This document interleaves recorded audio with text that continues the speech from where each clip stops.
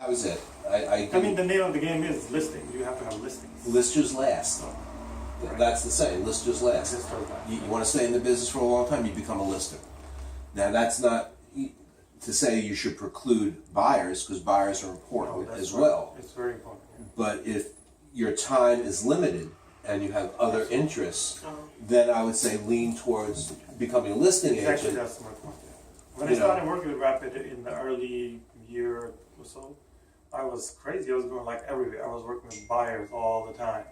I want to help you find some apartment. I was feeling like I'm doing some noble job, helping people find places to live and all that. It was good in the beginning, but I was just draining myself out.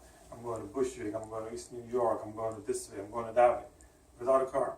So it was like crazy. Oh man, that is crazy. Yeah, then I had to focus myself down. I said, yeah. So you just jump on the subway and yeah, I used to take a train or a bike. I used to have a bike that time. bicycle? Yeah, bicycle. So it doesn't help when they Well, like the you're draining apartment. yourself. How are you guys gonna both get back now to the apartment to the Right, and- and usually if he's coming with me, I'll take a cab or something Yeah. and bring it over here. See, that's why when we're working with buyers, it's so important that we're mobile, either with them in their car or in our car, Absolutely. because that conversation you have with them right after they see the house is ultimately important to find out whether or not they in fact want to buy the house, Right. what they like, what they didn't like. And I want to be privy to the conversation the husband and wife have.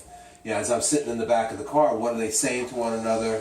What body language are they using? Right. What's the look on their face? You know, did they walk in? Are they like entranced now by this house, or are they disgusted by the house? Right. You know, and what in between. And the only way I can find that out is if I'm with them directly after the fact. Right. So that's why when I work with buyers, I want them in my car or I'm going to be in their car, one or the other. I do not want you guys meeting them at the house if it can be avoided. Yeah, absolutely. You got to meet them here. You got to do your interview. So you got to be able to bring them here, give them a cup of coffee, sit down, spend 15, 20 minutes with them doing that pre-buyer interview. You'll have the booklet to give them about the area in which they're looking. You know, so if I were you, I would create books for all your surrounding areas, not just Cobble Hill, but any areas that you predominantly work. Make sure that you have a booklet about that. It only has to be 3 or 4 pages, 5 pages, no more than that. But it just clearly talks about a specific area. The schools, houses of worship, transportation, shopping, thoroughfares. All of that should be in the book so they can look at it and say, okay, yeah, wait a minute, you know, I don't like the school system here, I don't want to be in these schools, because we can't talk about the school system, Right.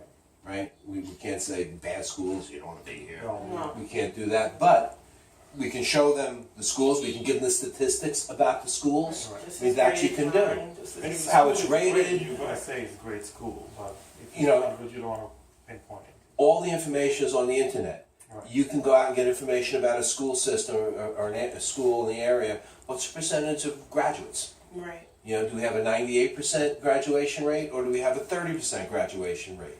Yeah. You know, and there are schools like that. Right. So somebody may see that and say, you know what, I don't want to be in an area that has a school that has it, but I'm not going to offer up that information. It's right here in the book, it's You make black up and your white. mind. Right. I had a sale last year. I'm probably the only one. You didn't have sale.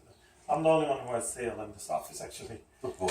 Last year, I sold a co-op right here on Burton Street. That was Oh, our office listing Mm. and my buyer. Nice. Which it took a while because of the co-op. So the co-op board has all the other issues and everything. But we did end up closing. And it did. Their main point was that they had a child and they wanted to make sure it's in a good school and good neighborhood to grow.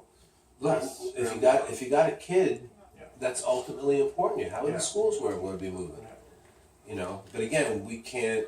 You know, when I worked in real estate on the island, I was on the border of an area called Copeg and Lindenhurst. I know. Lindenhurst had a great reputation for their schools, whereas Copeg did not. You know, and I couldn't volunteer that information, and I was right on the border, so people came in, and there was a disparity in the price of the homes too between Copeg and Lindenhurst.